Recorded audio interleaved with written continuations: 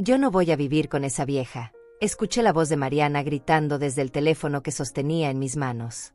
Mi corazón se detuvo por un instante.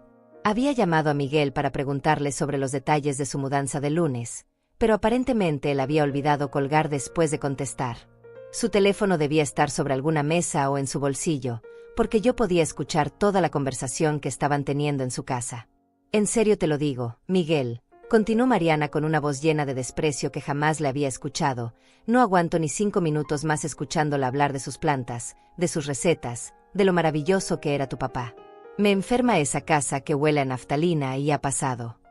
Ahí estaba yo, sentada en mi cocina, sosteniendo el teléfono con manos que comenzaron a temblar mientras escuchaba cómo la mujer a quien había abierto las puertas de mi hogar me destrozaba con cada palabra.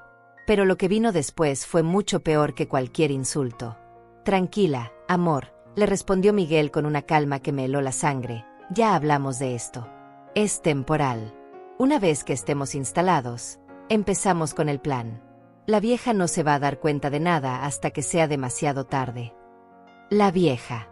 Mi propio hijo me había llamado la vieja con el mismo desprecio que su esposa. El mismo niño al que había cargado en brazos cuando tenía fiebre, al que había esperado despierta en la sala cada vez que llegaba tarde de una fiesta, al que había defendido cuando todo el mundo decía que no servía para nada. «¿Pero cuánto tiempo va a tomar?», insistió Mariana, y su voz se escuchaba impaciente, ansiosa. «No puedo fingir que me cae bien por mucho tiempo. Y ese cuarto que nos está preparando con tanto cariño. Me da náuseas verla tan ilusionada preparando todo para nosotros».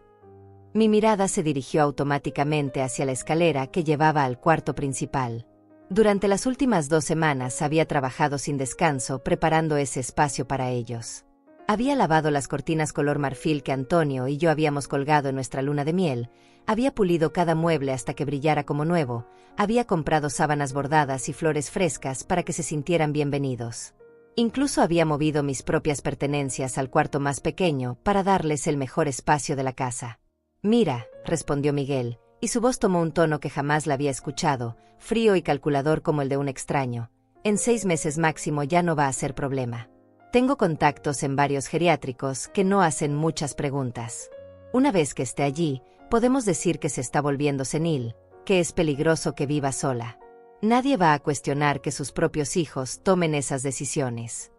Las palabras cayeron sobre mí como piedras. Un geriátrico. Mi hijo estaba planeando encerrarme en un geriátrico para quedarse con mi casa.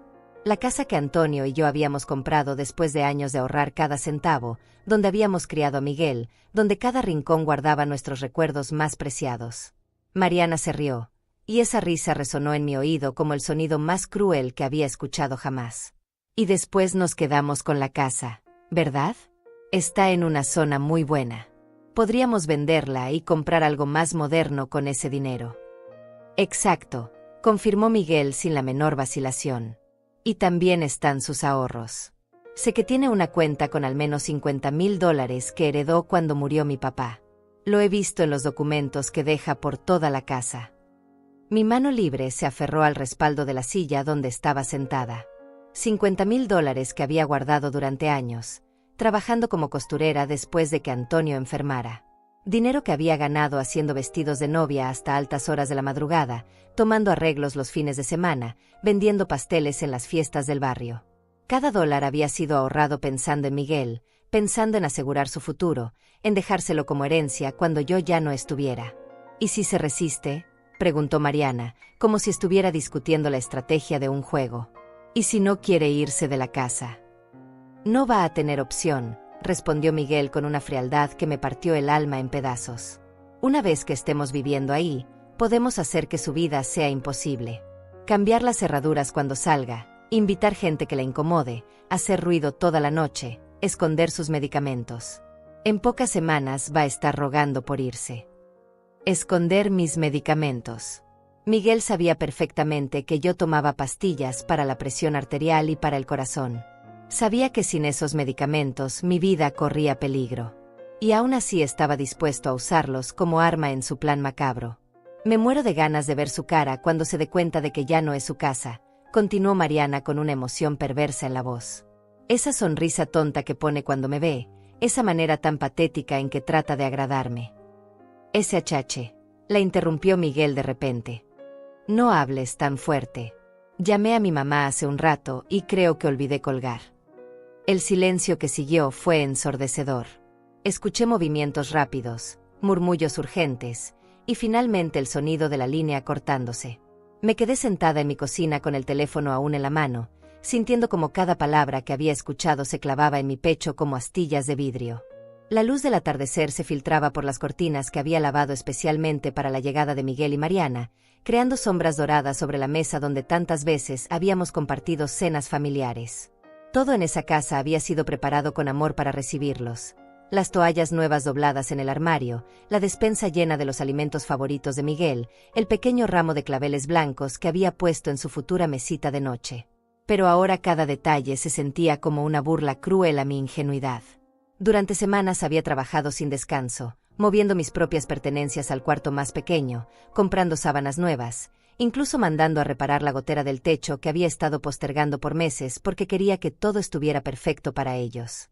Y mientras yo preparaba todo con tanto cariño, ellos estaban planeando robarme no solo mi hogar, sino mi dignidad, mi libertad, mi vida entera.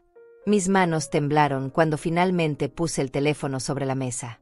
La casa se sentía diferente ahora, como si las paredes hubieran escuchado la conversación junto conmigo y compartieran mi dolor. Miré las fotografías familiares que colgaban en la pared. Miguel graduándose de la secundaria, su boda con Mariana hace 5 años, vacaciones en la playa donde le había insistido en que Antonio y yo los acompañáramos porque la familia debe estar unida. Todo mentira. Todo una actuación perfectamente ensayada. Me levanté despacio de la silla, sintiendo como mis piernas flaqueaban bajo el peso de la traición. Caminé hasta la ventana y observé el jardín que Antonio había plantado años atrás. Los rosales que él cuidaba con tanto esmero seguían floreciendo cada primavera, las bugambilias trepaban por la cerca como una cascada violeta, y el pequeño limonero daba frutos dulces que yo usaba para hacer la limonada que tanto le gustaba a Miguel cuando era niño. ¿Cuántas veces había corrido por ese jardín persiguiendo mariposas? ¿Cuántas tardes había pasado sentado bajo la sombra del árbol leyendo cuentos mientras yo preparaba la merienda?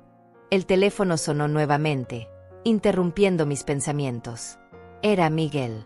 Su nombre apareció en la pantalla como tantas otras veces, pero ahora ver esas letras me provocó una sensación de náusea. Dejé que sonara hasta que se detuvo. Inmediatamente volvió a sonar. Y otra vez. Y otra. Finalmente contesté. «¿Mamá? ¿Estás ahí?» Su voz sonaba nerviosa, forzadamente casual. «Te llamé hace rato, pero creo que se cortó la línea». «Sí, Miguel», respondí con una calma que me sorprendió a mí misma. «Te escuché perfectamente». Hubo una pausa larga del otro lado. Podía escuchar su respiración acelerada, probablemente tratando de calcular cuánto había escuchado, qué tanto sabía. «¿Escuchaste qué, mamá?», preguntó, y su voz tenía esa tonalidad infantil que usaba cuando era pequeño y había roto algo. «Todo, Miguel. Escuché todo». Otro silencio. Esta vez más largo. Cuando volvió a hablar, había abandonado la actuación. «Mira, mamá, sé que suena mal, pero tienes que entender nuestra situación. Tenemos deudas, el bebé viene en camino, necesitamos un lugar estable». «¿Un lugar estable?», lo interrumpí, sintiendo como la rabia comenzaba a hervir en mi pecho. «¿O necesitas mis $50,000 y mi casa?». «No es así», mintió con una facilidad que me aterró. «Solo pensamos que tal vez sería mejor para ti estar en un lugar donde te cuiden, donde tengas compañía de gente de tu edad». «En un geriátrico donde no hacen preguntas», repliqué, citando sus propias palabras. Después de fingir que me estoy volviendo senil. La línea se quedó en silencio otra vez. Cuando Miguel habló nuevamente, su voz había cambiado completamente. Ya no había rastro del hijo cariñoso que fingía ser. «¿Sabes qué, mamá? Tal vez es mejor que lo sepas. Tal vez es hora de que entiendas que ya no puedes vivir sola en esa casa tan grande. Tienes 65 años, estás sola, y francamente nos preocupa tu estabilidad mental». Mi estabilidad mental. Mi propio hijo acababa de cuestionar mi cordura en una llamada telefónica, preparando el terreno para lo que venía después. Era exactamente lo que había dicho que haría, empezar a plantar la semilla de que yo no estaba bien, que era peligroso que viviera sola. «Miguel», le dije con una voz que no reconocí como mía, Durante 35 años te cambié los pañales, te di de comer cuando tenías hambre, te cuidé cuando estabas enfermo, trabajé dobles turnos para pagarte la escuela, y defendí cada una de tus decisiones aunque todo el mundo me dijera que estaba criando a un inútil. Mamá. No he terminado, continué, sintiendo como algo feroz despertaba dentro de mí. Cuando tu padre murió y tú no fuiste capaz de ayudarme ni siquiera con los gastos del funeral, no dije nada. Cuando perdiste 3 trabajos seguidos por irresponsable y tu esposa venía a pedirme dinero prestado cada mes, no dije nada. Cuando necesitaron el enganche para su departamento y yo tuve que empeñar las joyas de mi madre para ayudarlos, no dije nada. Eso es diferente. No, Miguel. Lo diferente es que ahora sé exactamente qué clase de hombre te has vuelto. ¿Y qué clase de mujer elegiste como esposa? Colgué el teléfono antes de que pudiera responder. Mis manos ya no temblaban. En su lugar, sentía una determinación fría y cristalina que no había experimentado jamás. Durante toda mi vida había sido la madre comprensiva, la esposa abnegada, la mujer que siempre ponía las necesidades de otros antes que las suyas. Pero esas personas que habían recibido mi amor incondicional durante décadas acababan de demostrarme que nunca lo merecieron. Caminé hasta el escritorio del estudio donde Antonio solía pagar las cuentas. Saqué todos mis documentos importantes, la escritura de la casa, los estados de cuenta del banco, mi testamento, las pólizas de seguro. Los extendí sobre la mesa y los examiné uno por uno, como si los viera por primera vez. Cada papel representaba años de trabajo, sacrificio y decisiones cuidadosas que Antonio y yo habíamos tomado pensando en asegurar el futuro de nuestra familia. El testamento que tenía era simple, todo para Miguel. La casa, los ahorros, las pocas joyas que me quedaban, incluso mi auto. Había redactado ese documento 2 años atrás, después de la muerte de Antonio, creyendo que estaba haciendo lo correcto, que estaba protegiendo a mi único hijo. ¡Qué ingenua había sido! Tomé mi libreta de teléfonos y busqué el número de Francisco Herrera, el abogado que había ayudado a Antonio y a mí con la compra de la casa hacía 20 años. Francisco era un hombre mayor, de la vieja escuela, que había conocido a nuestra familia durante décadas. Si alguien podía ayudarme en esta situación, era él. El sábado por la mañana marqué el número de Francisco Herrera. A pesar de ser fin de semana, él siempre me había dicho que podía llamarlo cuando necesitara algo urgente. Su voz familiar me recibió con la calidez de siempre. Graciela, qué sorpresa tan agradable. ¿Cómo estás, querida? Francisco, necesito verte urgentemente. ¿Podrías recibirme hoy? Es sobre mi testamento y algunos asuntos legales que no pueden esperar. Hubo una pausa antes de que respondiera, probablemente notando la tensión en mi voz. Por supuesto. ¿Te parece bien a las 2 de la tarde en mi oficina? Cancelo lo que tenía planeado. Llegué 15 minutos antes de la cita, con una carpeta llena de documentos bajo el brazo. La oficina de Francisco seguía siendo exactamente igual que 20 años atrás. Estantes de madera oscura llenos de libros legales, un escritorio imponente que había pertenecido a su padre, y esa alfombra persa que su esposa había elegido cuando abrieron el despacho.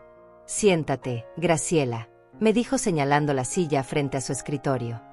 Te ves preocupada. Cuéntame qué está pasando. Le conté todo. Cada palabra de la conversación que había escuchado, cada detalle del plan que Miguel y Mariana habían diseñado para robarme mi vida. Francisco me escuchó en silencio, tomando notas ocasionales, su expresión volviéndose más seria con cada minuto que pasaba. Esto es más grave de lo que pensé inicialmente, dijo cuando terminé mi relato. Lo que describes no es solo un plan para quedarse con tu herencia. Es un esquema de abuso financiero y psicológico hacia una persona mayor. Hay leyes muy específicas que protegen a personas en tu situación. ¿Qué puedo hacer, Francisco? Llegan el lunes con la mudanza. Ya tienen las llaves que yo misma les di. Francisco se reclinó en su silla, juntando las yemas de los dedos como hacía siempre que estaba pensando estratégicamente. Primero, vamos a cambiar todas las cerraduras de tu casa inmediatamente. Tengo un cerrajero de confianza que puede ir esta misma tarde. Segundo, vamos a redactar un nuevo testamento donde específicamente excluyas a Miguel de cualquier herencia. Y tercero, voy a preparar una orden judicial preventiva que prohíba a cualquier persona entrar a tu propiedad sin tu autorización explícita. Pero Miguel no va a intentar algo legal para declararme incapaz. Que lo intente, respondió Francisco con una sonrisa que me tranquilizó. Para eso necesitaría evaluaciones psiquiátricas de al menos 2 médicos especialistas, pruebas de incapacidad mental y evidencia documentada de que no puedes cuidarte a ti misma. Mientras tanto, nosotros vamos a documentar todo, la conversación que escuchaste, cualquier intento de manipulación, cualquier amenaza. Si quiere jugar sucio, va a descubrir que su madre no es tan indefensa como creía. Francisco llamó a su cerrajero, quien llegó a mi casa esa misma tarde. Mientras él trabajaba cambiando todas las cerraduras, yo me senté en el jardín observando las flores que Antonio había plantado. Por primera vez en días, sentí algo parecido a la paz. Cada vuelta de destornillador, cada cerradura nueva, era un paso hacia recuperar el control de mi vida. El domingo transcurrió de manera extrañamente normal. Preparé mi desayuno, regué las plantas, organicé algunos armarios. Pero había una diferencia. Ya no sentía esa opresión en el pecho, esa sensación de estar esperando una tragedia inevitable. Ahora tenía un plan. A las 4 de la tarde, cuando estaba leyendo en la sala, escuché el auto de Miguel estacionándose frente a la casa. Miré por la ventana y vi que venía solo. Se bajó del vehículo con esa postura de hombre que se cree dueño del mundo y caminó hacia la puerta principal como si nada hubiera cambiado. Intentó abrir con sus llaves. Escuché el sonido metálico cuando la llave no encajó, luego otro intento más forzado. Finalmente, tocó el timbre. Me acerqué a la puerta sin abrirla. ¿Qué necesitas, Miguel? Mamá, no sé qué problema hay con la cerradura. Mi llave no funciona. No hay ningún problema con la cerradura. Simplemente ya no es tu llave. ¿Cómo que ya no es mi llave? Esta es mi casa también. Me reí, pero no era una risa alegre. Era el sonido que hace alguien cuando finalmente entiende una broma muy cruel. No, Miguel. Esta nunca fue tu casa. Esta es mi casa, que tu padre y yo compramos con nuestro trabajo. La casa donde te criamos, te alimentamos, te dimos un techo. Pero nunca fue tuya. Mamá, abre la puerta. Tenemos que hablar. Ya hablamos ayer. Y yo escuché todo lo que tenían que decir tú y tu esposa. No hay nada más que discutir.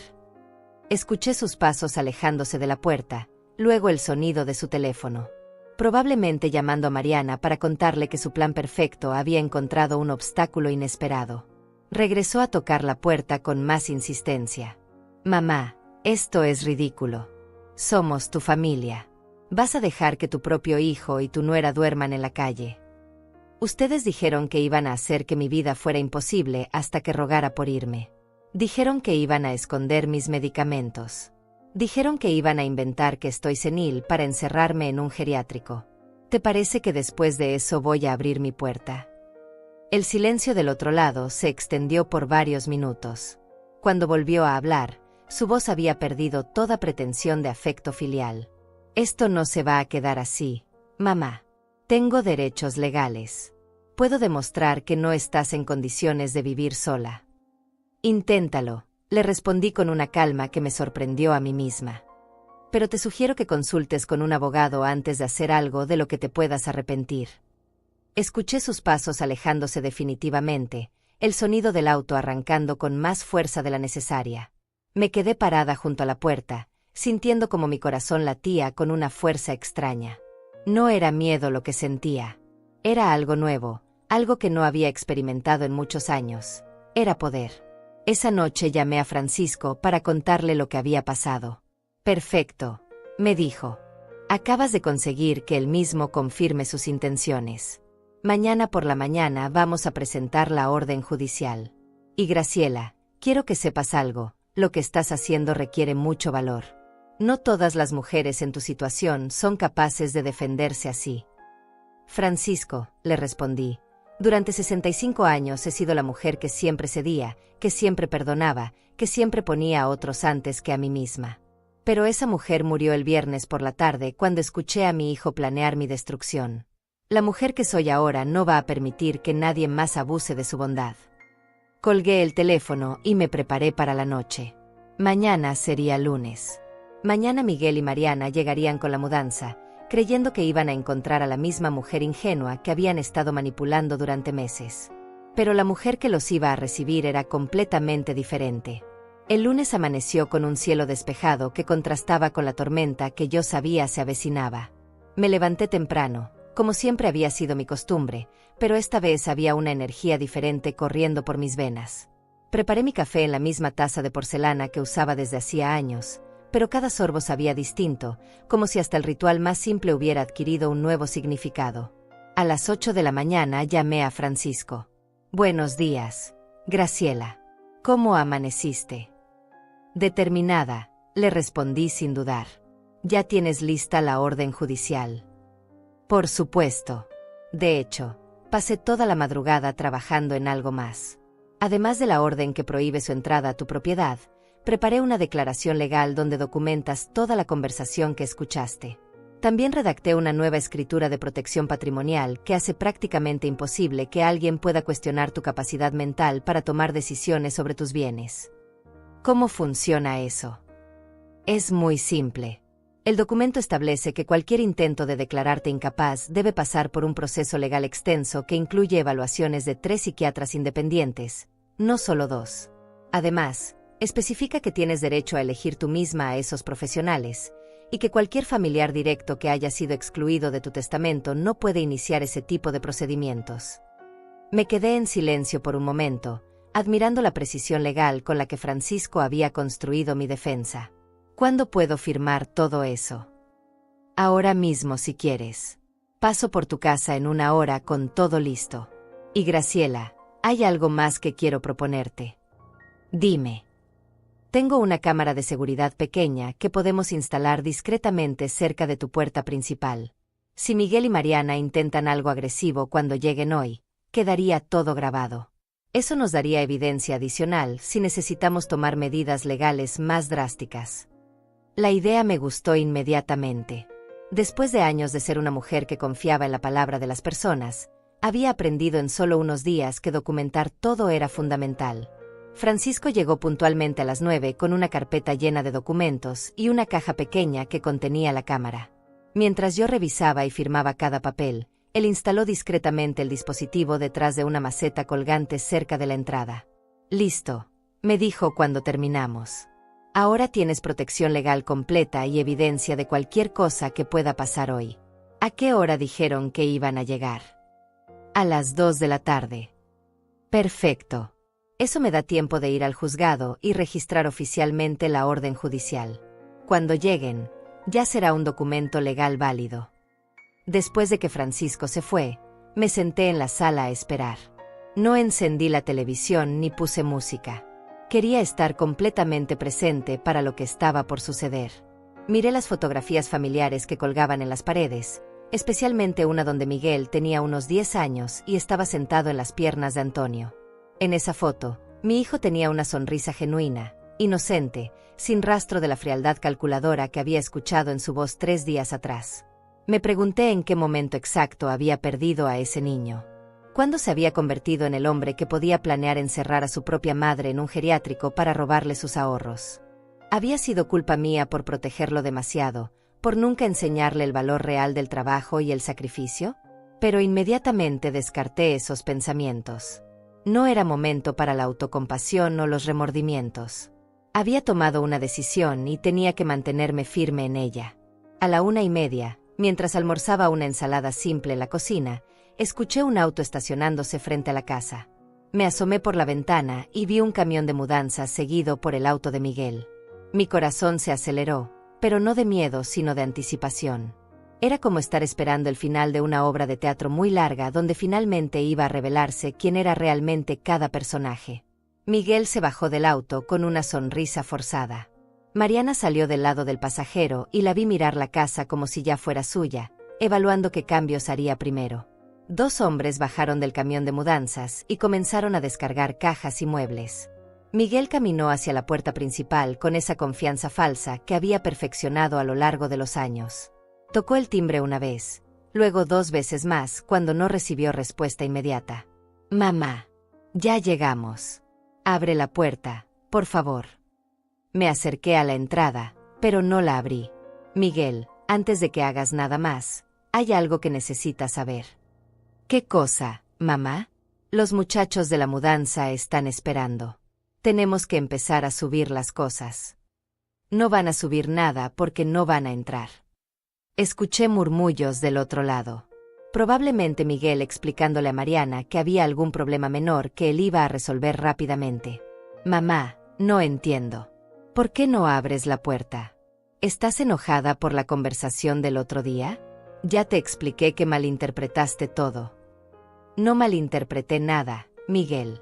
Escuché perfectamente cómo planeabas encerrarme en un geriátrico, robar mis ahorros de $50,000 y vender mi casa. Escuché a tu esposa llamarme, esa vieja, y decir que le daba náuseas verme ilusionada preparando todo para ustedes. El silencio del otro lado se extendió por casi un minuto. Finalmente, escuché la voz de Mariana por primera vez. Señora Graciela, creo que hay un malentendido. Nosotros jamás dijimos esas cosas. Su voz tenía esa tonalidad dulce y manipuladora que había perfeccionado durante años, pero ahora yo podía escuchar la falsedad detrás de cada palabra. Mariana, le respondí. Hace 3 días te escuché decir textualmente que no podías vivir conmigo, que te enfermaba mi casa, y que no podías fingir que te caía bien por mucho tiempo. También escuché cuando te reíste pensando en mi cara cuando me diera cuenta de que ya no era mi casa. Eso no es verdad, insistió, pero su voz había perdido parte de su seguridad. Miguel, continué, dirigiéndome a mi hijo, tú dijiste que en 6 meses yo ya no iba a ser problema, que tenías contactos en geriátricos que no hacían muchas preguntas, y que iban a hacer que mi vida fuera imposible hasta que rogara por irme. Mamá, estás confundida. Miguel intentó sonar paternal, condescendiente. Tal vez necesitas descansar un poco. Es comprensible que a tu edad. No termines esa frase, lo interrumpí con una firmeza que me sorprendió a mí misma. No te atrevas a sugerir que tengo problemas mentales.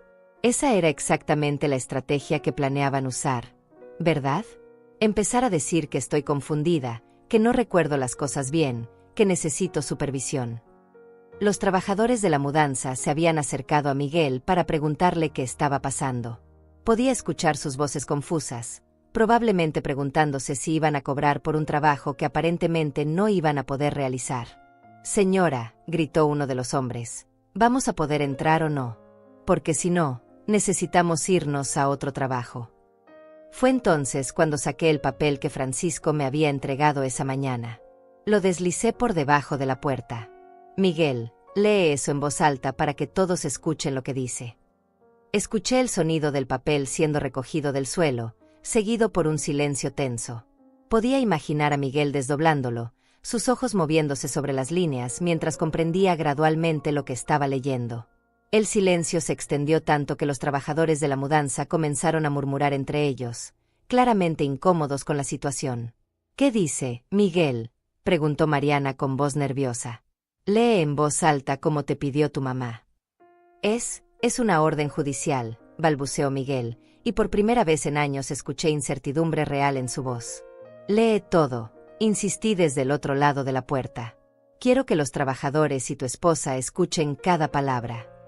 Miguel comenzó a leer con voz temblorosa. Por medio de la presente, el Juzgado Civil del Distrito emite orden judicial de protección patrimonial número 2847 a favor de la señora Graciela Morales de 65 años de edad. Se prohíbe terminantemente el ingreso a la propiedad ubicada en calle Esperanza número 342 a las siguientes personas: Miguel Morales y Mariana Vázquez de Morales. Su voz se quebró ligeramente, pero continuó. Cualquier intento de ingresar a la propiedad mencionada sin autorización explícita y por escrito de la propietaria constituirá violación de domicilio y será sancionado con prisión de hasta 3 años. Asimismo, cualquier intento de coacción, manipulación psicológica o abuso financiero hacia la señora Morales será considerado delito grave contra persona mayor. ¿Qué significa esto?, preguntó Mariana, y por primera vez la escuché sin esa máscara de dulzura falsa. ¿Cómo puede hacer algo así? Significa, respondí desde mi lugar seguro detrás de la puerta, que si intentan entrar a mi casa, van a ir a la cárcel. Significa que si tratan de inventar que estoy loca o que no puedo cuidarme sola, van a enfrentar cargos criminales. Y significa que ya no tienen ningún poder sobre mí. Uno de los trabajadores de la mudanza se acercó a Miguel. Oiga, señor, nosotros no sabíamos nada de esto. ¿Nos va a pagar por el trabajo de hoy o no? Porque si hay problemas legales, nosotros nos vamos ahora mismo. Esperen, dijo Miguel desesperadamente. Esto es solo un malentendido familiar. Mi madre está confundida, probablemente alguien la convenció de hacer esto. Miguel, lo interrumpí, sigue leyendo. Hay más. Escuché el papel moviéndose nuevamente. La voz de Miguel se volvió casi inaudible cuando continuó. Se establece además que la señora Graciela Morales ha excluido permanentemente de su testamento a Miguel Morales y Mariana Vázquez de Morales debido a evidencia documentada de intento de fraude patrimonial y abuso hacia persona mayor. Esta decisión es irrevocable y cualquier intento de revertirla mediante cuestionamiento de capacidad mental requerirá evaluación de 3 psiquiatras independientes elegidos por la propia señora Morales. El silencio que siguió fue ensordecedor. Incluso los trabajadores dejaron de murmurar. Era como si el aire mismo se hubiera espesado con la magnitud de lo que acababa de revelarse. «Esto no puede ser legal», gritó Mariana, y finalmente escuché su verdadera voz, llena de rabia y desesperación. «Ella no puede hacer esto. Somos su familia». «Pueden verificar la autenticidad del documento llamando al juzgado», respondí con calma. «El número está en el encabezado. También pueden consultar con cualquier abogado si creen que hay algo irregular». «Mamá», la voz de Miguel se había vuelto suplicante. «Por favor, abre la puerta. Podemos arreglar esto». Todo fue un malentendido. Mariana no quiso decir esas cosas. Estaba estresada por el embarazo. ¿El embarazo?, pregunté. ¿Te refieres al embarazo que mencionaron cuando planeaban usar a un bebé como excusa para robar mi casa? ¿O es otro embarazo diferente? Escuché a Mariana sollozar, pero no eran lágrimas de tristeza. Eran lágrimas de frustración, de rabia, de alguien que veía escaparse un plan que creía perfecto. «Señores», me dirigí a los trabajadores de la mudanza, «lamento que hayan perdido su tiempo hoy. Si quieren, puedo pagarles algo por las molestias, pero estos señores no van a necesitar sus servicios». «No se preocupe, señora», respondió uno de ellos. «Nosotros no queremos problemas con la justicia. Vámonos, muchachos». Escuché el sonido de las cajas siendo cargadas nuevamente en el camión, los pasos de los hombres alejándose, el motor arrancando. En pocos minutos, el silencio regresó a la calle, interrumpido solo por los sollozos de Mariana y la respiración agitada de Miguel. «Mamá», Miguel volvió a intentar, «no puedes hacer esto. Soy tu único hijo. Vas a destruir nuestra relación por un malentendido». «Miguel», le respondí, y sentí como si estuviera hablando con un extraño. «Nuestra relación se destruyó el viernes pasado cuando te escuché planear encerrarme en un geriátrico para robar mis ahorros. Se destruyó cuando te escuché llamarme, la vieja, con el mismo desprecio que tu esposa. Se destruyó cuando supe que estabas dispuesto a esconder mis medicamentos para hacerme la vida imposible». «Eso no es verdad», mintió débilmente. «¿Quieres que ponga la grabación que hice de esa conversación?» Otro silencio. Esta vez más largo. Cuando Miguel volvió a hablar, ya no quedaba nada del hijo que había fingido ser durante años. «¿Sabes qué, mamá? Tienes razón. Ya estoy cansado de fingir que me importas. Ya estoy cansado de pretender que no me molesta venir a visitarte y escucharte hablar de papá como si hubiera sido un santo. Ya estoy harto de actuar como si tu casa no fuera un museo polvoriento lleno de recuerdos que a nadie le importan». Sus palabras me lastimaron, pero al mismo tiempo me liberaron. Finalmente estaba escuchando la verdad, por cruel que fuera. «Continúa», le dije. «Dime todo lo que realmente piensas». «¿Quieres saber la verdad?» La verdad es que papá era un fracasado que trabajaba 12 horas al día y nunca nos dio nada mejor que esta casa mediocre en este barrio mediocre. La verdad es que tú eres una vieja obstinada que se aferra a una vida que ya no existe. Y la verdad es que sí, necesitábamos tu dinero, y sí, íbamos a hacer lo que fuera necesario para conseguirlo. Ahí está, pensé. Ahí está el hombre real detrás de todas las mentiras. ¿Ya terminaste?, le pregunté. No, continuó Miguel con una voz llena de veneno. También quiero que sepas que cada vez que veníamos a visitarte, cada vez que te abrazábamos, cada vez que te decíamos que te queríamos, estábamos actuando. Porque la realidad es que eres una carga, mamá. Una carga que ya no estamos dispuestos a soportar. Mariana había dejado de llorar y ahora solo se escuchaba su respiración entrecortada. Muy bien, le respondí con una calma que me sorprendió. Gracias por la honestidad. Ahora quiero que sepas algo. Durante 65 años he sido una mujer que perdonaba, que disculpaba, que siempre encontraba excusas para las crueldades de otros. Pero esa mujer murió hace 3 días.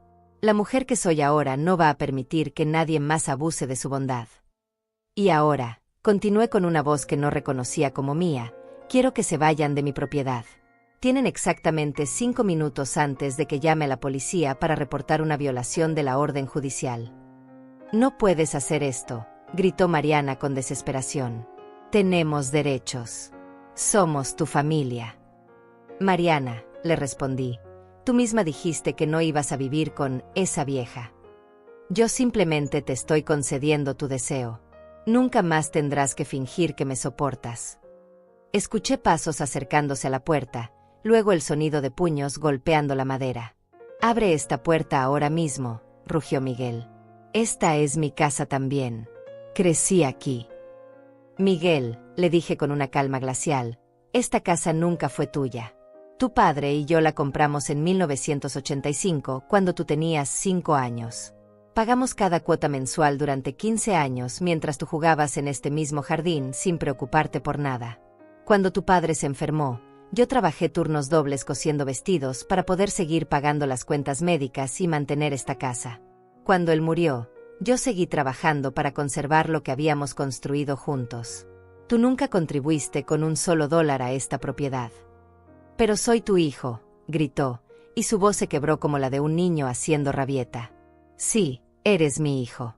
El hijo que planificó encerrarme en un geriátrico. El hijo que iba a inventar que estoy senil para robarme mis ahorros.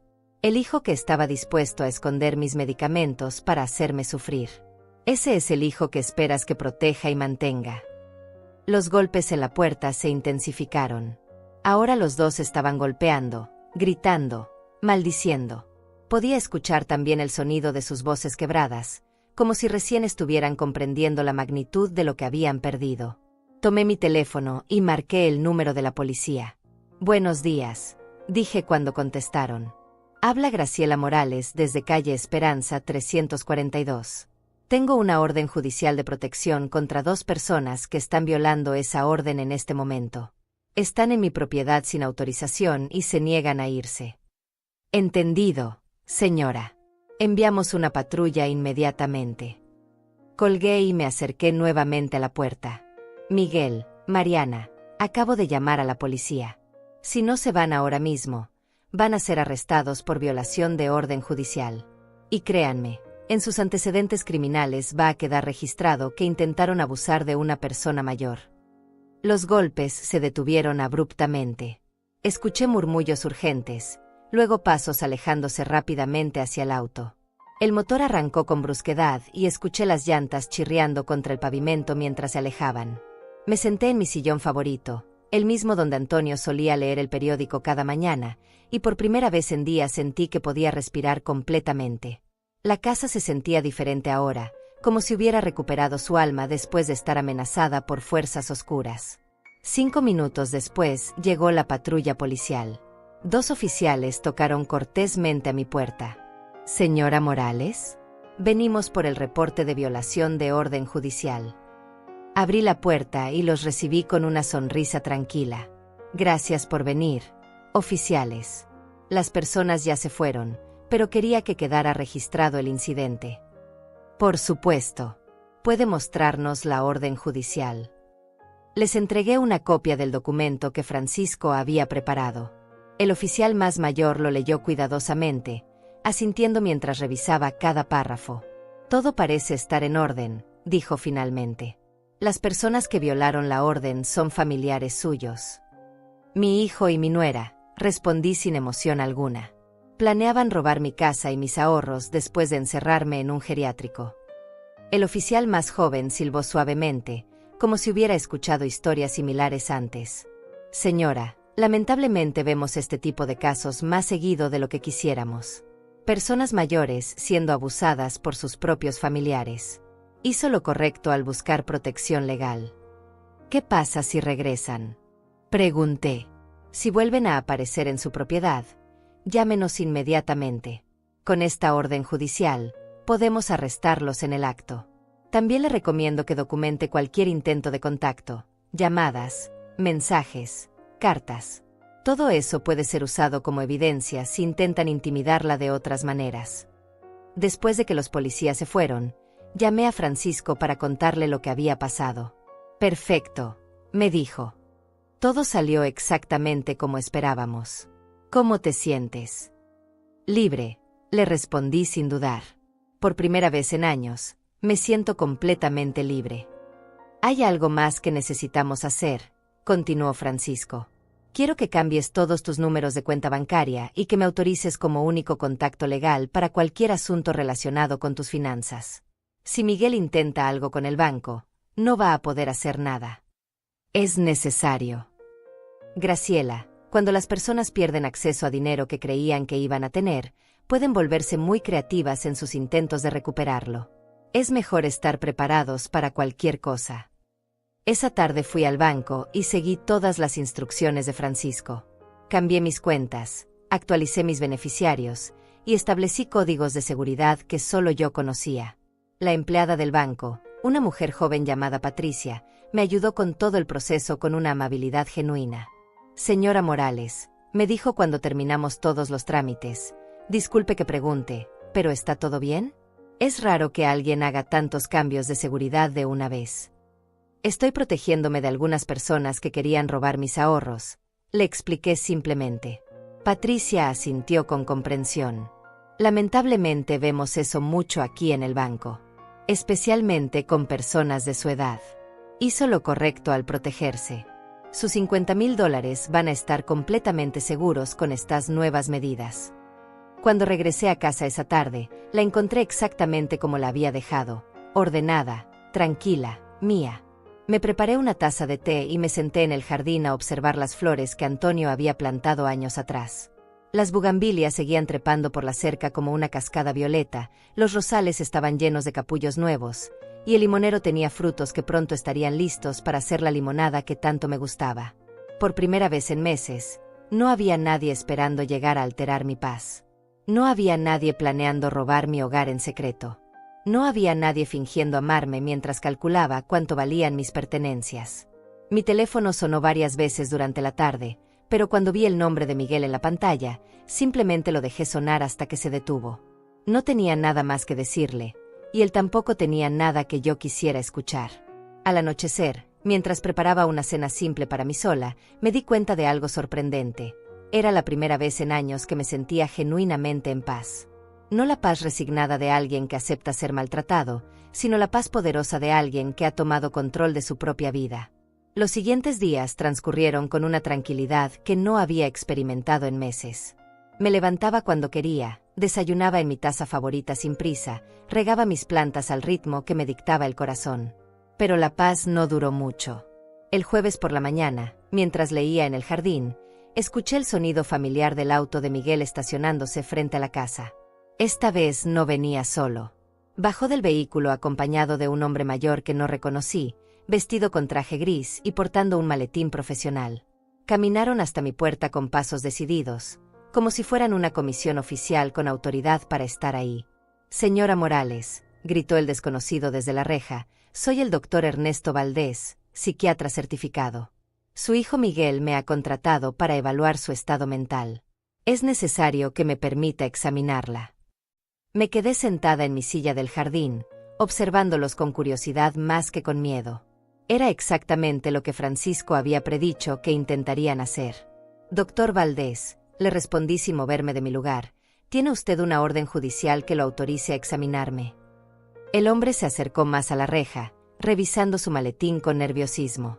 Señora, su hijo tiene derecho legal a solicitar una evaluación cuando hay preocupaciones legítimas sobre la capacidad mental de un familiar. Ah, ¿sí? Le pregunté con una sonrisa que me sorprendió a mí misma.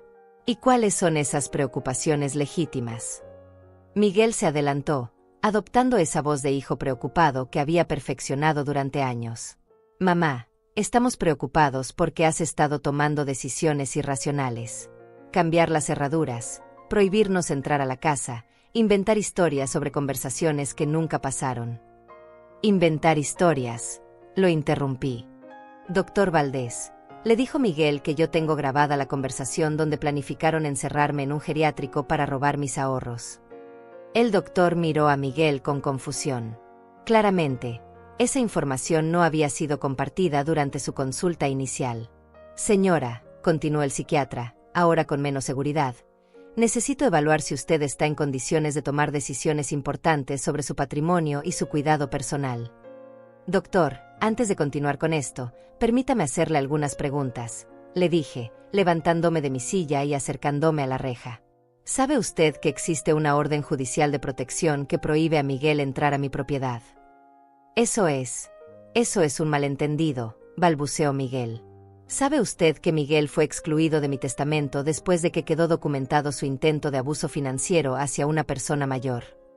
El doctor Valdés comenzó a verse incómodo, mirando alternativamente a Miguel y a mí.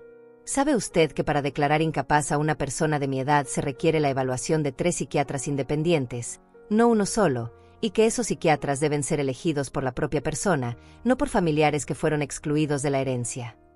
Mamá, estás confundiendo al doctor con tecnicismos legales, intentó interrumpir Miguel, pero su voz había perdido toda autoridad. Doctor Valdés, continué sin hacerle caso a Miguel. Le dijo Miguel que yo tengo 65 años, que manejo mis propias finanzas, que mantengo mi casa en perfecto estado, que manejo mi propio auto, y que hasta hace una semana estaba preparando mi hogar para recibirlos con amor porque creía que necesitaban ayuda. El psiquiatra cerró su maletín lentamente. Señora Morales, creo que hay información que no me fue proporcionada correctamente. Necesito revisar este caso con más cuidado. Doctor, le dije con gentileza, puedo darle el número de mi abogado si quiere verificar toda la documentación legal. También puedo proporcionarle la grabación de la conversación donde Miguel y su esposa planearon este esquema de abuso. ¿Le interesa escucharla? Miguel se puso pálido. Mamá, no tienes ninguna grabación. Estás inventando. ¿Quiere apostar?, le pregunté, sacando mi teléfono del bolsillo. ¿Quiere que reproduzca la parte donde dices que tienes contactos en geriátricos que no hacen muchas preguntas? ¿O prefiere la parte donde Mariana dice que le da náuseas verme tan ilusionada preparando todo para ustedes? El doctor Valdés dio un paso atrás. Señor Morales, creo que necesito hablar con usted en privado, le dijo a Miguel con voz tensa.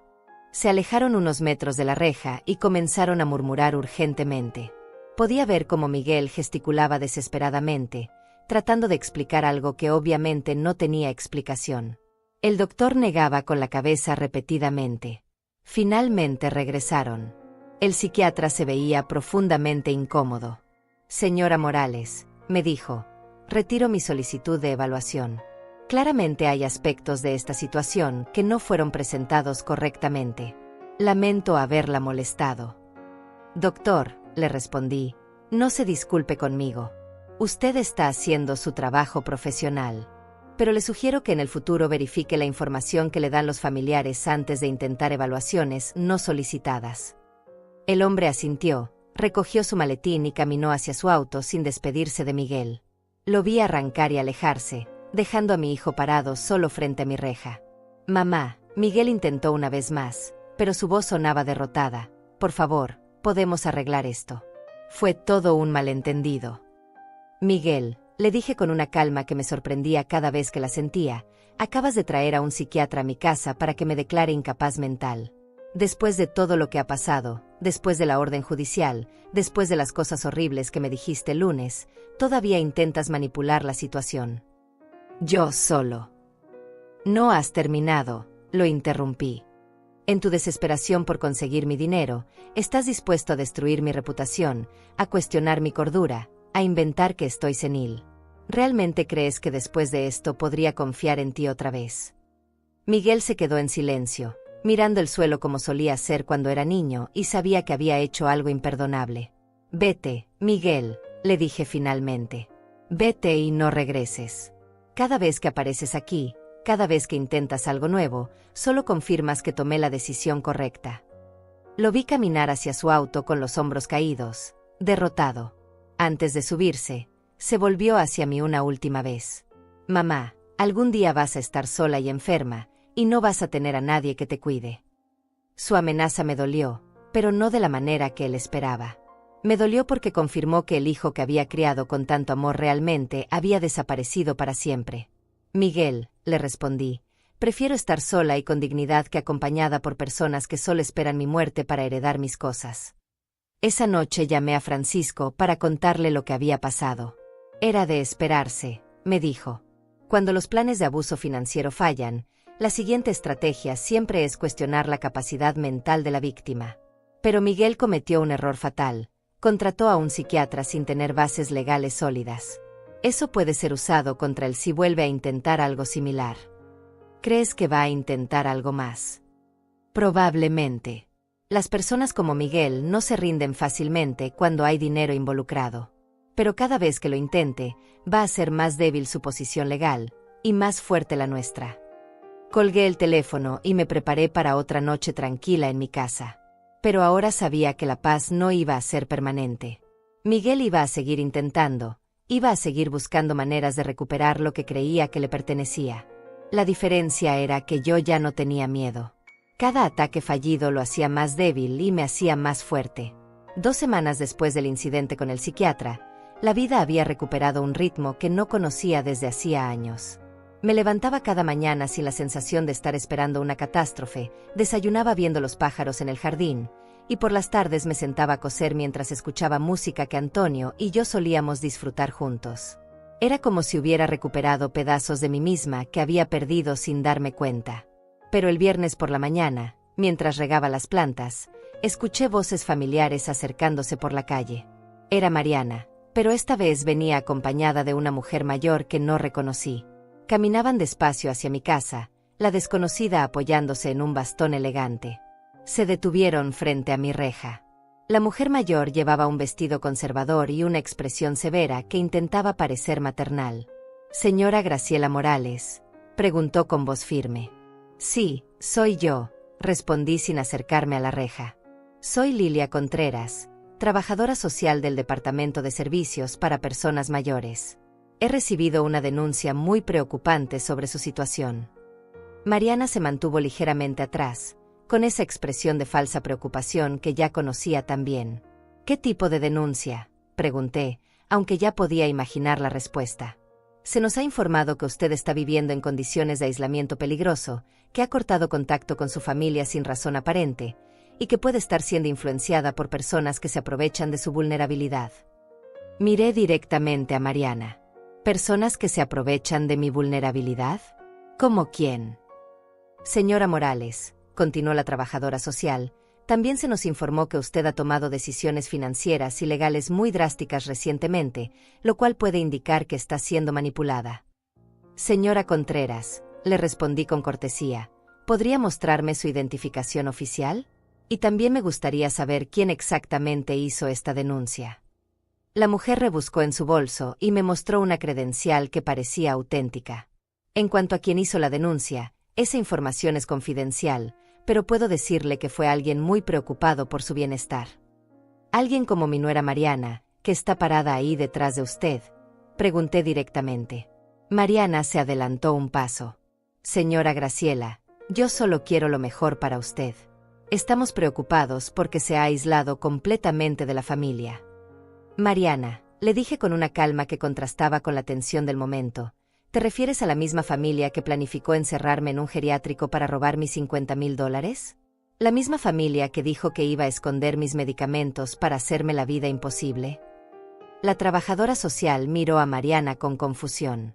«¿De qué está hablando, señora Morales?» «Señora Contreras», le dijo Mariana, que hay una orden judicial de protección que le prohíbe a ella y a su esposo acercarse a mi propiedad. Le mencionó que fueron excluidos de mi testamento después de que quedó documentado su intento de abuso financiero. Esa información no me fue proporcionada», respondió la trabajadora social, mirando a Mariana con sospecha creciente. «Le dijo que tengo grabada la conversación donde planificaron todo el esquema para robarme». Mariana se puso pálida. «Señora Contreras, ella está confundida. Está inventando cosas que nunca pasaron». «¿Quiere escuchar la grabación?», ofrecí, sacando mi teléfono. «Sí», respondió la trabajadora social inmediatamente. «Me gustaría escucharla». Reproduje la parte más clara de la conversación, donde se escuchaba perfectamente la voz de Mariana diciendo que no iba a vivir conmigo, y la de Miguel explicando el plan del geriátrico. El silencio que siguió fue ensordecedor. Señora Vázquez, la trabajadora social se dirigió a Mariana con voz helada. ¿Puede explicarme esta conversación? Eso está sacado de contexto, balbuceó Mariana. Era solo una discusión de pareja. Estábamos estresados. Estresados por planificar el abuso de una persona mayor, replicó la señora Contreras. Su actitud había cambiado completamente. Señora Morales, se dirigió a mí nuevamente, ¿podría proporcionarme copias de la orden judicial y la documentación legal que mencionó? Por supuesto. También puedo darle el número de mi abogado para que verifique toda la información. Entré a la casa y regresé con las copias de todos los documentos. La trabajadora social los revisó cuidadosamente mientras Mariana permanecía en silencio, claramente dándose cuenta de que su plan había fallado espectacularmente. Señora Morales, dijo finalmente la trabajadora social, lamento profundamente que haya sido molestada con esta denuncia falsa. Es evidente que usted está en pleno uso de sus facultades mentales y que las decisiones que ha tomado son completamente justificadas. Se volvió hacia Mariana con expresión severa. Señora Vázquez, presentar denuncias falsas a servicios sociales es un delito. Usar nuestros recursos para intentar manipular a una persona mayor es exactamente el tipo de abuso que nosotros combatimos. Yo solo estaba preocupada. Intentó defender Mariana. No, la interrumpió la trabajadora social. Usted estaba intentando usar al sistema para intimidar a una mujer que se defendió legalmente contra sus planes de abuso. Esto va a quedar registrado en nuestros archivos, y si vuelve a hacer algo similar, enfrentará cargos criminales. Mariana comenzó a retroceder hacia la calle, su plan completamente desmoronado. Señora Morales, continuó la señora Contreras, quiero que sepa que ahora usted está en nuestra lista de protección especial. Si alguien más intenta usar servicios sociales para intimidarla, seremos nosotros quienes presentemos cargos contra esas personas. Gracias, le respondí sinceramente. ¿Hay algo más que necesite de mí? Solo quiero documentar que ha sido víctima de un intento de manipulación del sistema por parte de familiares que buscan beneficio económico.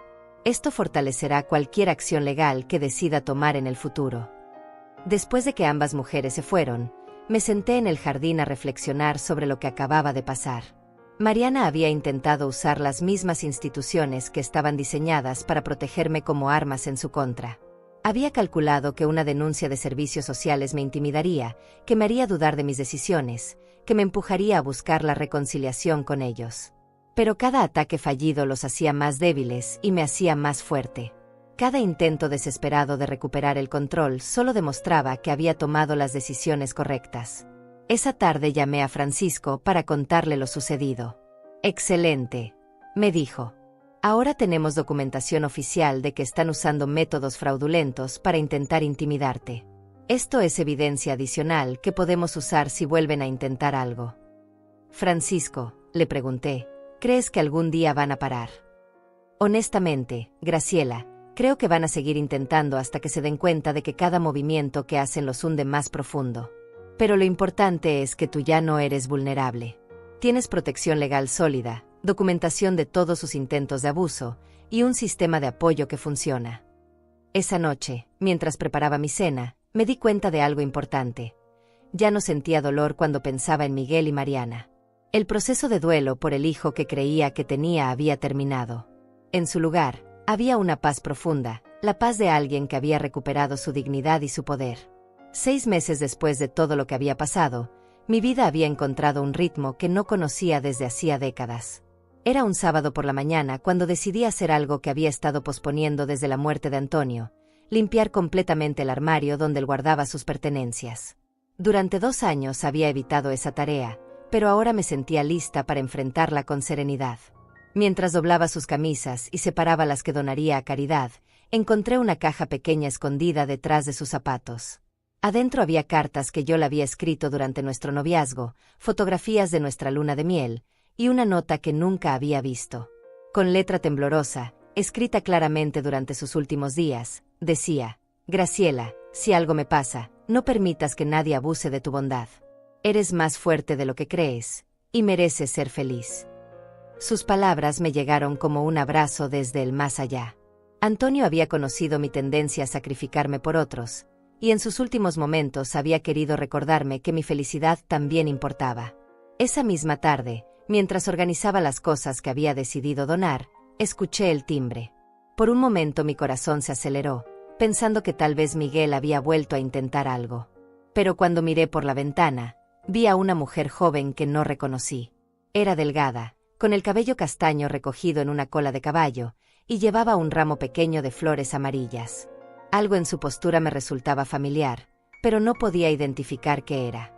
Me acerqué a la puerta sin abrir. ¿En qué puedo ayudarla? Señora Graciela, preguntó con voz tímida. Soy Verónica, la hija de Miguel y Mariana. Mi corazón se detuvo. Verónica tenía 16 años ahora, y no la había visto desde antes de todo el conflicto. En mi dolor y mi necesidad de protegerme, no había pensado en ella. Verónica, susurré, sintiendo como las emociones me embargaban. Abuela, ¿puedo hablar contigo? Por favor. Abrí la puerta lentamente. Ahí estaba mi nieta, ya no la niña que recordaba, sino una joven que se parecía tanto a mí a su edad que me quedé sin aliento. Entra, mi amor, le dije, y cuando la abracé sentí como si una parte de mi corazón que había estado congelada volviera a latir. Nos sentamos en la sala, ella en el sofá donde tantas veces había jugado cuando era pequeña, yo en mi sillón favorito. Las flores amarillas descansaban sobre la mesa entre nosotras. Abuela, comenzó con voz quebrada, quiero que sepas que yo no sabía nada de lo que mis papás estaban planeando. Me enteré de todo después, cuando empezaron a pelear y a culparse mutuamente por haber perdido la casa y el dinero. ¿Cómo te enteraste exactamente? Escuché a mi mamá hablando por teléfono con una amiga, contándole que habían sido muy estúpidos, que subestimaron tu inteligencia. Dijo que habían perdido una casa y $50,000 por bocones. Sus ojos se llenaron de lágrimas. Abuela, cuando entendí lo que habían intentado hacerte, me dio tanta vergüenza que no sabía cómo verte a la cara. Verónica, tú no tienes nada de qué avergonzarte. Tú no eres responsable de las decisiones de tus padres. Pero debí haberme dado cuenta de algo. Debí haber notado cuando hablaban de mudarse contigo, cuando mi mamá se quejaba todo el tiempo. Mi amor, la interrumpí suavemente. Tenías 15 años. No era tu responsabilidad cuidarme de tus propios padres. Verónica se secó las lágrimas con el dorso de la mano, exactamente como solía hacer cuando era pequeña. Abuela, quiero que sepas que desde que cumplí 16, trabajo los fines de semana en una cafetería. Estoy ahorrando dinero para poder mudarme cuando cumpla 18. No quiero seguir viviendo con personas que son capaces de lastimar a su propia familia. Sus palabras me partieron el corazón, pero también me llenaron de orgullo. A pesar de todo lo que había presenciado en su casa, Verónica había mantenido su brújula moral intacta. Ellos saben que estás aquí. No. Les dije que iba a trabajar, pero cambié mi turno. Abuela, necesitaba verte. Necesitaba pedirte perdón por lo que te hicieron, aunque yo no haya participado. Verónica, escúchame bien, le dije, tomando sus manos entre las mías. Tú nunca tienes que pedirme perdón por las acciones de otros. Lo que hicieron tus padres me lastimó profundamente, pero no cambió el amor que siento por ti. ¿De verdad?, preguntó, y en sus ojos vi a la niña pequeña que solía preguntarme si la quería después de romper algo sin querer. De verdad. Eres mi nieta, eres sangre de mi sangre, y eres la única persona en esta familia que demostró tener honor y dignidad. Pasamos la tarde hablando.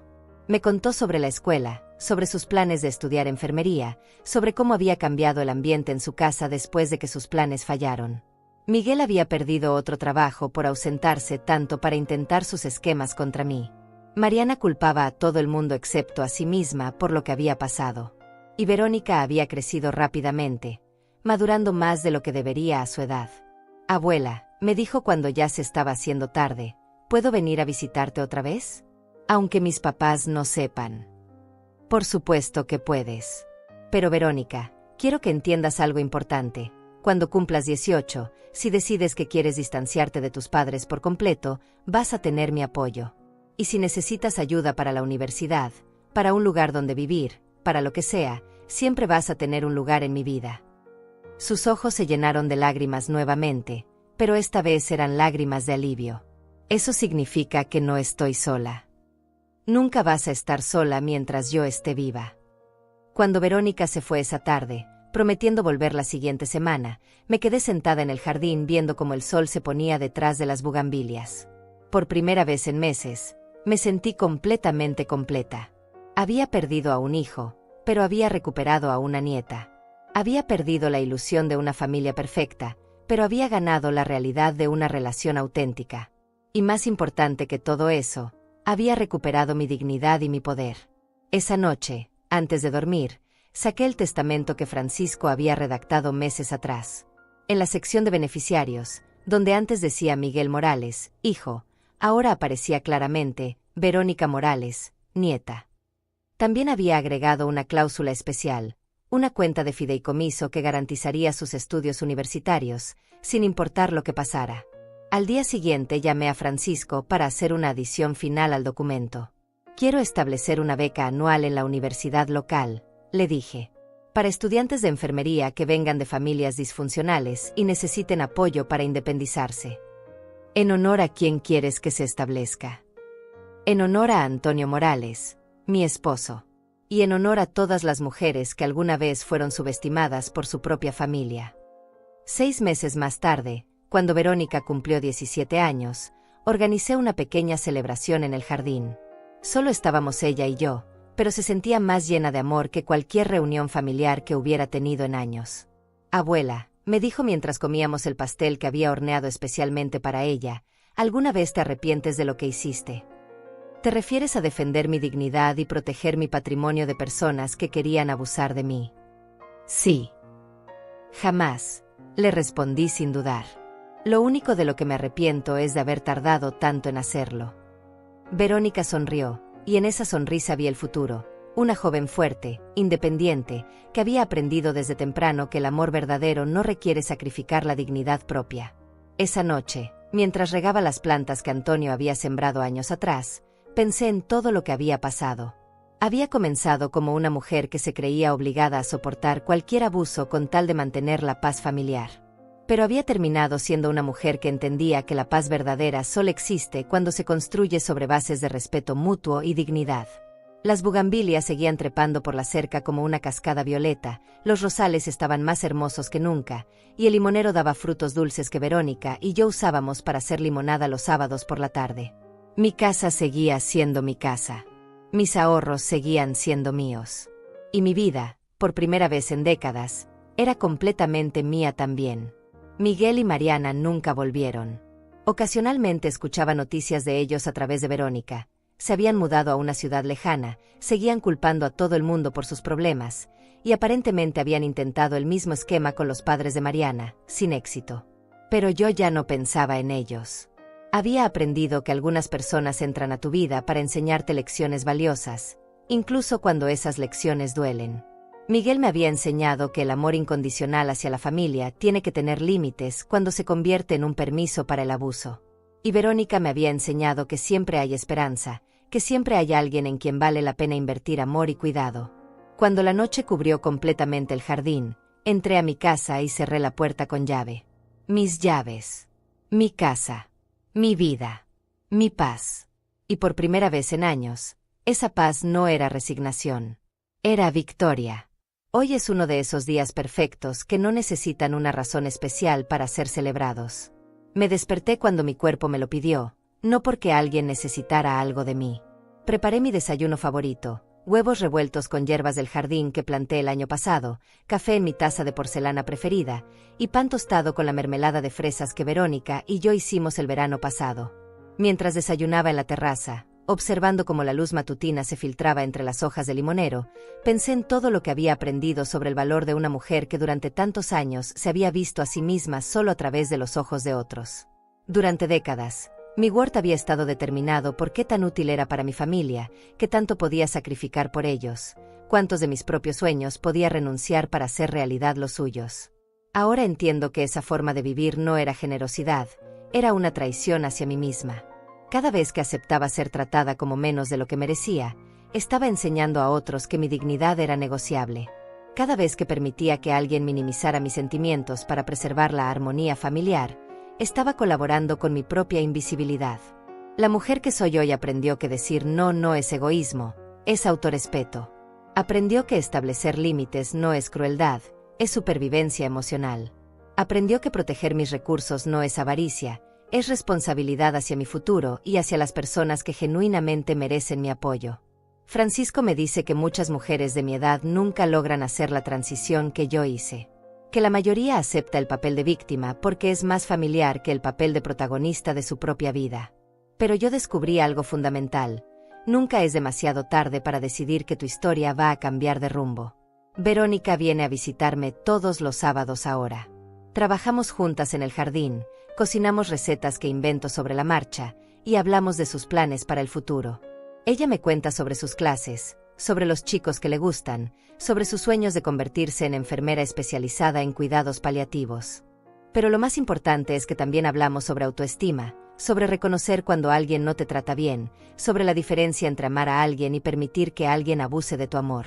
Le enseño lo que nadie me enseñó a su edad, que su valor no depende de qué tanto pueda hacer por otros, sino de quién es ella como persona. Que su felicidad no es un lujo que debe posponer hasta que todos los demás estén contentos. Que tiene derecho a ocupar espacio en el mundo, a tener opiniones, a cambiar de idea, a cometer errores, y a corregir esos errores sin pedirle permiso a nadie. Mis $50,000 siguen creciendo en una cuenta de inversión que Francisco administra. Cada mes, los intereses generan suficiente dinero para mis gastos básicos, y el capital principal sigue aumentando. Es extraño darse cuenta de que toda la vida había pensado en ese dinero como algo que debía guardar para emergencias o para dejarla a la familia, cuando en realidad era mi boleto hacia la libertad de tomar decisiones sin depender de nadie. Ahora uso parte de esos intereses para cosas que antes consideraba frivolidades.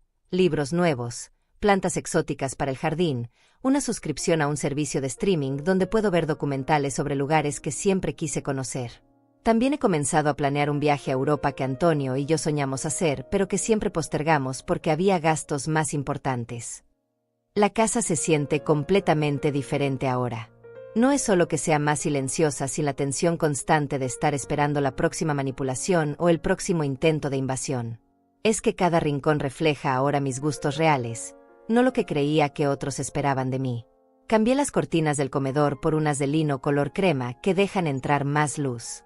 Regalé la mayoría de los adornos recargados que había acumulado durante años y que realmente nunca me gustaron.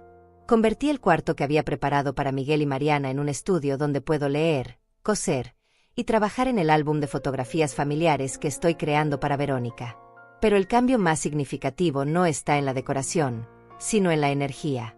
Antes, esta casa se sentía como un museo donde yo era la guardiana de los recuerdos de otros. Ahora se siente como el hogar de una mujer que está creando nuevos recuerdos para sí misma. He comenzado a tomar clases de pintura en acuarela en el centro comunitario. Tengo 76 años y nunca había tocado un pincel, pero descubrí que tengo un talento natural para capturar la luz. Mi primera obra terminada fue un retrato del jardín de Antonio, pero pintado desde mi perspectiva actual, más colorido, más vibrante, más vivo de lo que era cuando lo plantó. La instructora, una mujer de 40 años llamada Carmen, me dijo algo que nunca voy a olvidar. Graciela, pintas como alguien que acaba de descubrir que tiene ojos. Y tenía razón. Durante décadas había estado mirando el mundo a través de los lentes de las expectativas de otros. Ahora estoy aprendiendo a ver con mis propios ojos, a crear con mis propias manos, a decidir con mi propia mente. También me uní a un grupo de lectura en la biblioteca local. Somos 8 mujeres de diferentes edades que nos reunimos cada viernes para discutir libros que elegimos democráticamente. La primera vez que expresé una opinión contraria a la mayoría del grupo, me sorprendí a mí misma. Antes, habría permanecido callada para no crear conflicto. Pero ahora entiendo que la diversidad de perspectivas enriquece las conversaciones, no las arruina. Mis relaciones con los vecinos también han cambiado. Antes era la señora que siempre decía que sí a todo: cuidar mascotas, recibir paquetes, prestar herramientas, escuchar problemas. Ahora soy selectiva sobre cuándo y cómo ayudo. Sigo siendo una buena vecina, pero ya no soy la vecina que se sacrifica automáticamente por la comodidad de otros. Don Jorge, que vive en la casa de al lado, me comentó hace unas semanas: Señora Graciela, Usted se ve diferente últimamente. Más, ¿cómo decirlo? Más presente. Y creo que esa es exactamente la palabra correcta. Estoy presente en mi propia vida de una manera que no había estado en décadas. El proceso de cortar vínculos con Miguel y Mariana no fue solo doloroso, fue liberador de maneras que no esperaba. Durante años había estado cargando el peso emocional de sus problemas, sus deudas, sus decisiones irresponsables. Constantemente me preocupaba por su futuro, trataba de anticipar sus necesidades, me culpaba por sus fracasos. Ahora ese espacio mental está disponible para mis propios pensamientos, mis propios planes, mis propias preocupaciones. Y descubrí algo sorprendente. Cuando dejé de preocuparme obsesivamente por resolver los problemas de otros, comencé a tener energía para crear soluciones reales para mi propia vida. Energía que había estado gastando en ansiedad improductiva, ahora la invierto en actividades que me nutren y me hacen crecer. Verónica me preguntó el otro día si alguna vez me siento sola. La respuesta es compleja. Sí, a veces siento la ausencia de una familia numerosa alrededor de la mesa del comedor. Pero he aprendido la diferencia entre estar sola y sentirse sola. Estar sola significa tener tiempo y espacio para conocerte a ti misma. Sentirse sola significa estar rodeada de personas que no te ven realmente. Durante todos esos años en que estaba acompañada por Miguel y Mariana, me sentía profundamente sola porque tenía que esconder partes de mí misma para mantener la paz. Tenía que fingir que sus comentarios hirientes no me afectaban, que sus demandas constantes no me agotaban, que sus mentiras no erosionaban mi confianza en mi propia percepción de la realidad. Ahora, cuando estoy físicamente sola en esta casa, me siento completamente acompañada por mi propia presencia. He recuperado la capacidad de disfrutar mi propia compañía, algo que había perdido sin darme cuenta. Puedo pasar horas leyendo sin sentir que debería estar haciendo algo más productivo para otros. Puedo cocinar exactamente lo que se me antoja sin considerar los gustos de nadie más. Puedo elegir mi música, mi ritmo, mis prioridades. Francisco me ha ayudado a entender los aspectos legales de lo que viví, pero también me ha ayudado a procesarlo emocionalmente. Me explicó que lo que Miguel y Mariana intentaron hacer conmigo tiene un nombre técnico: abuso financiero de personas mayores. Y que mi respuesta no fue una reacción exagerada, sino una defensa apropiada y necesaria. Graciela, me dijo durante una de nuestras consultas, muchas víctimas de abuso financiero nunca se recuperan porque sienten vergüenza de haber sido engañadas. Pero tú entendiste algo crucial: el problema no era tu ingenuidad, era la crueldad de ellos. Y la solución no era volverte más cínica, sino volverte más selectiva sobre a quién le das tu confianza. Esas palabras me liberaron de una culpa que no sabía que estaba cargando. Durante meses después del confrontamiento, una parte de mí se preguntaba si había sido demasiado dura, si debería haber dado una segunda oportunidad, si había malinterpretado sus intenciones. Pero Francisco tenía razón. Cuando alguien planifica hacerte daño de manera deliberada y calculada, la responsabilidad de reparar esa relación no es tuya. He establecido nuevas tradiciones para mí misma que reemplazan las viejas tradiciones familiares que se habían vuelto tóxicas. En lugar de las cenas dominicales forzadas donde tenía que fingir que todo estaba bien, ahora tengo domingos de autocuidado donde hago solo actividades que me nutren: largo baño con sales aromáticas, lecturas sin interrupciones, experimentos culinarios que son solo para mí. En lugar de los cumpleaños donde gastaba dinero que no tenía en regalos para personas que no los apreciaban, ahora celebro ocasiones significativas para mí: el aniversario de la primera vez que defendí mis límites, el día que firmé mi Nuevo Testamento, la fecha en que Verónica me visitó por primera vez después de todo el conflicto. También he comenzado a documentar mi historia, no solo los eventos recientes sino toda mi vida, desde una perspectiva nueva. Estoy escribiendo cartas a mi yo más joven, explicándole cosas que me habría gustado saber a los 20, a los 30, a los 40 años. Le hablo sobre la importancia de desarrollar independencia financiera, sobre reconocer las señales de manipulación emocional, sobre la diferencia entre ser amable y ser complaciente. Estas cartas las guardo en una caja especial que Verónica heredará algún día. Quiero que tenga acceso a la sabiduría que yo tuve que aprender de la manera más difícil. Quiero que sepa que puede ser generosa sin ser sumisa, que puede amar profundamente sin perderse a sí misma, que puede ser leal a la familia sin traicionarse a sí misma. La versión de mí misma que existía hace 2 años se habría horrorizado de la mujer que soy hoy. Esa mujer creía que su valor estaba en que tanto podía sacrificarse por otros. Creía que establecer límites era egoísmo. Creía que pedir respeto era vanidad. Creía que proteger sus recursos era mezquindad. Pero esa mujer vivía en una jaula construida de deberías impuestos por otros y nunca cuestionados por ella misma. La mujer que soy hoy construyó su propia casa, estableció sus propias reglas, y decidió que su felicidad y bienestar son tan importantes como los de cualquier otra persona en su vida. No soy perfecta. Todavía hay días en que mi primera reacción es decir que sí a cosas que no quiero hacer. Todavía hay momentos en que siento culpa por gastar dinero en mí misma. Todavía hay noches en que me pregunto si Miguel alguna vez se dará cuenta del daño que causó y buscará una reconciliación genuina. Pero la diferencia es que ahora reconozco esos pensamientos como ecos del pasado, no como verdades del presente. He aprendido a observar mis impulsos de complacencia sin actuar automáticamente sobre ellos. He desarrollado la habilidad de pausar, reflexionar y elegir conscientemente cómo responder a cada situación. El jardín que Antonio plantó sigue floreciendo, pero ahora hay nuevas adiciones que son completamente mías. Planté un rosal blanco el día que firmé mi Nuevo Testamento. Sembré lavanda el día que Verónica vino a visitarme por primera vez. Agregué hierbas aromáticas que uso para cocinar platos que solo a mí me gustan. Cada planta nueva es una declaración de fe en mi propio futuro, una inversión en la mujer que sigo convirtiéndome. Y cuando las riego cada mañana, no estoy manteniendo solo un jardín, estoy nutriendo la nueva vida que construí sobre las cenizas de la antigua.